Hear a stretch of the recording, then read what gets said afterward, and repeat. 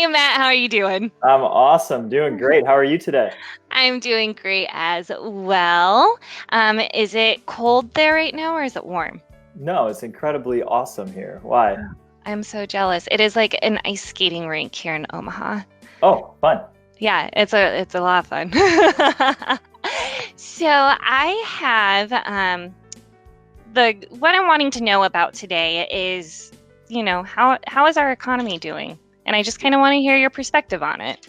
Yeah, awesome. And how timely, because I just had a chance to meet with one of the most foremost economists in the country.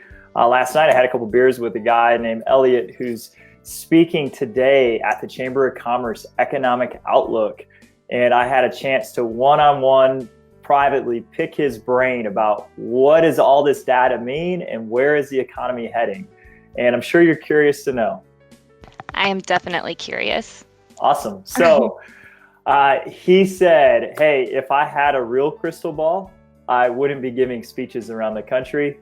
I would be making my billions. But he said, what I do have is great data, and the data is going to point us in directions where we think things are going to go. So he said for 2019, we're going to have a strong year. So he said GDP growth is going to maybe slow down from, he said it was at 3.5 last year to 3 this year. He predicts it's then going to go to 2.5 and then to 2.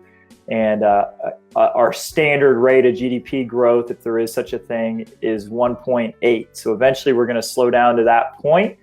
And he said last year he predicted a correction in the market in about 18 months, which last year would have put us at mid-2019, June of this year.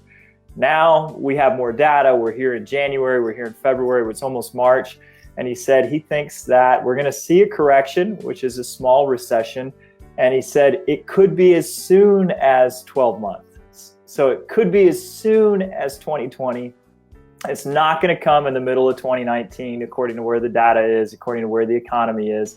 But it could be as soon as early 2020. So we're starting to see some of those effects in our real estate market too. We see houses staying on the market a little bit longer. We're seeing days on market extend, especially in the higher price ranges, a little bit longer. We're starting to see actually average list price start to come down on the trend. We saw a peak of average list price in Mount Pleasant, South Carolina last summer, and then we've seen prices just start to etch down a little bit. We're seeing more listings have price reductions now than we saw this time last year. Over the past month, 49% of houses saw a price reduction. That's half the houses on the market are reducing their price. So we're feeling it. We're feeling it in our real estate market. According to Elliott, the entire country is starting to feel a little bit of a slowdown. But I said, hey, how bad is it going to be? So, Bree, do you think it's time to get scared? I don't think it's time to get scared. I actually think this sounds like a great opportunity for buyers. Yeah, absolutely. It is a great opportunity for buyers.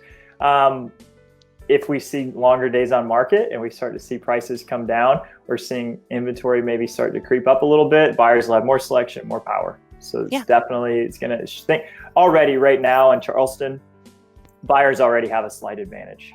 So that's where our market is headed. But I said, well, what about a crash, right? What about a massive correction like we saw before? And he said he just doesn't see that in the cards for us. So that's kind of the long and the short of it. If you want to sell, since we've seen that peak and we're starting to see it come down, like right now, sell right now, because we're probably going to see those prices creep down a little bit more over the next 12 months, 24 months, 36 months. If you want to buy, you could be patient if you want to, but if you see the right house, make a strong offer that is in your favor. You can get the right house right now too, and you can negotiate a little stronger since you're in a good position. It's nice knowing all of this like a year in advance, maybe year in advance, so you can really prepare for it.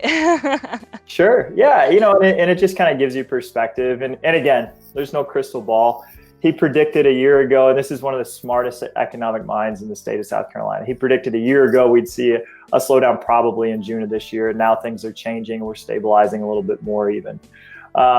We did get into some politics last night as well. We talked about a scenario if there was an impeachment, what would happen. And basically, if there was an impeachment, it would be bad for our country. So the best thing we can hope for from financial standpoint is stability in the presidential office until the next election and through that too. Awesome. Cool. Well, I've learned a lot today about our economy and that we can't rely on crystal balls. Yeah, right. But to just, stay educated and be on top of your game. So I found this very, very helpful. Good. Awesome. Well, Bree, I appreciate you having me on as always. Yep. Thank you, Matt. You have a wonderful day. You too. Bye. Bye.